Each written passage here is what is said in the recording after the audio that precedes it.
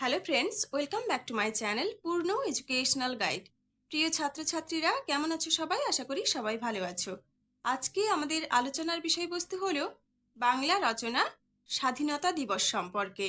আর তোমরা যারা চ্যানেলটি নতুন ভিজিট করছো, অবশ্যই চ্যানেলটিকে সাবস্ক্রাইব করে পাশে থাকা বেল আইকনটি ক্লিক করে দিও, যে কোনো ধরনের শিক্ষামূলক ভিডিও সবার আগে পাওয়ার জন্য। এছাড়াও অন্যান্য টপিকের উপরে বাংলা প্রবন্ধ রচনা ছোটদের জন্য ও বড়দের জন্য আমার চ্যানেলে আগেই প্রকাশিত হয়েছে। তোমরা যারা সেই রচনার ভিডিওগুলি এখনো দেখে উঠতে পারোনি, আমার চ্যানেলে গিয়ে দেখে নিতে পারো।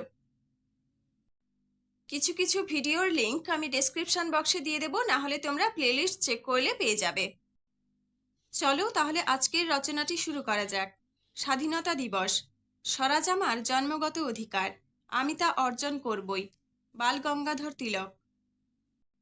তোমরা এই কোটেশনটি দিয়ে শুরু করবে। প্রথম পয়েন্ট হিসেবে আমরা দেব ভূমিকা। স্বাধীনতা যে কোনো জাতি, যে কোনো দেশেরই কাম্য। মানুষ জন্মগতভাবেই স্বাধীন। তার এই জন্মগত অধিকার যখন অন্যের দ্বারা লুণ্ঠিত হয়, তখনই সে প্রতিবাদ করে ওঠে। সর্বশক্তি দিয়ে সেই স্বাধীনতা আদায় করে নিতে সে নিজের জীবনও উৎসর্গ করতে পিছপা হন না। আমাদের ভারতবর্ষ প্রায় 200 বছর ব্রিটিশদের কাছে পরাধীন ছিল। অনেক সংগ্রামের মধ্য দিয়ে অবশেষে 1947 খ্রিস্টাব্দের 15ই আগস্ট পরাধীন ভারতবর্ষ স্বাধীনতার স্বাদ পেয়েছে। এই দিনটি স্মরণীয় করে রাখার জন্য প্রতি বছর 15ই আগস্ট ভারত স্বাধীনতা দিবস উদযাপন করে। নেক্সট পয়েন্ট, পরাধীন ভারত। পরাধীন ভারতবর্ষের রূপ ছিল অন্যরকম। দীর্ঘকাল ইংরেজদের শাসনে ভারতবর্ষ ছিল বঞ্চিত, শোষিত, অত্যাচারিত, দীন ও দরিদ্র।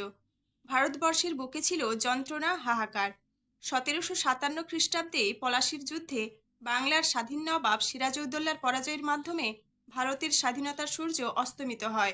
ভারতবর্ষের ওপর যে অত্যাচার চলেছিল তার অবসানের জন্য মানুষ অপেক্ষা করছিল। নেক্সট পয়েন্ট, স্বাধীনতার আকাঙ্ক্ষা। পরাধীনতার বেড়াজাল যতই গভীরতর হচ্ছে, ততই স্বাধীনতার আকাঙ্ক্ষা তীব্রতর হচ্ছে।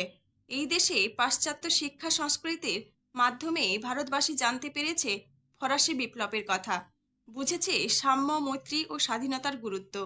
তারপর থেকেই তারা ইংরেজ শাসকদের কাছে নিজেদের বিভিন্ন দাবি দাওয়া পেশ করতে শুরু করেছিল। সেই দাবি দাওয়াগুলির অনাদায়ে তারা বয়কট, অনশন, আন্দোলন করেছে এবং তা ধীরে ধীরে সংগ্রামের ক্ষেত্র প্রস্তুত করেছে।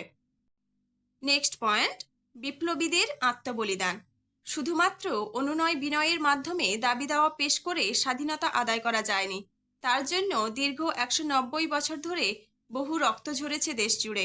দেশের ওপর ব্রিটিশদের শোষণ যত তীব্রতর আকার ধারণ করেছে, ততই ভারতবাসীদের মধ্যে ক্ষোভ দানা বেঁধেছে। এই ক্ষোভের বহিঃপ্রকাশ তীব্রতর আকার ধারণ করেছে 1857 খ্রিস্টাব্দের মহাবিদ্রোহের মাধ্যমে।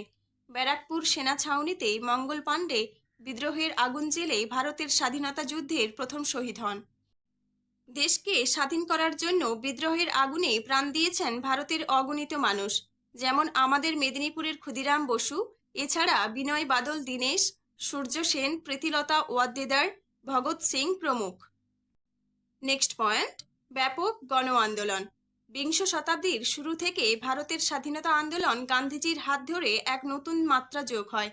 গান্ধীজির অহিংসা ও সত্যাগ্রহের মন্ত্রে উদ্বুদ্ধ হয়ে সমগ্র দেশ জুড়ে একের পর এক আন্দোলন ছড়িয়ে পড়ে।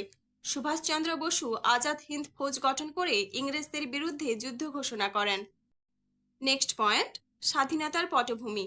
একদিকে ব্যাপক গণ আন্দোলন, আজাদ হিন্দ ফৌজের আগ্রাসন, নৌ বিদ্রোহ, আর অন্যদিকে দ্বিতীয় বিশ্বযুদ্ধের ধাক্কা সামলাতে না পেরে ব্রিটেন ভারতবর্ষকে স্বাধীনতা দানে বাধ্য হয়। তবে ভারতবর্ষ, ভারত ও পাকিস্তান এই দুটি দেশে ভাগ হয়ে যায়। অবশেষে 1947 সালের 15ই আগস্ট মধ্যরাত্রে ভারতবর্ষ স্বাধীনতা লাভ করে। ভারতের প্রথম প্রধানমন্ত্রী জওহরলাল নেহেরু তিরঙ্গা পতাকা উত্তোলন করেন।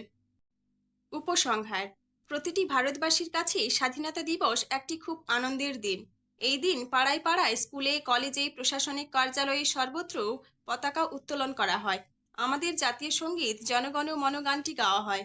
বিপ্লবীদের প্রতিকৃতিতে মাল্যদান সহ তাদের প্রতি শ্রদ্ধা জ্ঞাপন করে বিভিন্ন সাংস্কৃতিক অনুষ্ঠানের মাধ্যমে দিনটি পালিত হয়।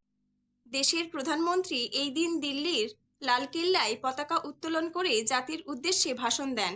এই বছর 78তম বর্ষ উদযাপন করে আমরা স্বাধীনতার মহান আদর্শে ব্রতী হয়ে স্বাধীনতার প্রকৃত মূল্য মানুষের মধ্যে দান করে ভারতবর্ষের গৌরব শ্রীবৃদ্ধি করব।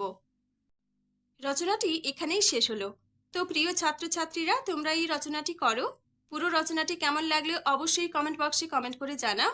রচনাটি ভালো লাগলে আমার চ্যানেলটি সাবস্ক্রাইব করে দিও, লাইক শেয়ার ও কমেন্ট করে দিও। এছাড়াও তোমরা যদি অন্য কোনো রচনার ভিডিও পেতে চাও অবশ্যই কমেন্ট বক্সে কমেন্ট করে জানাও।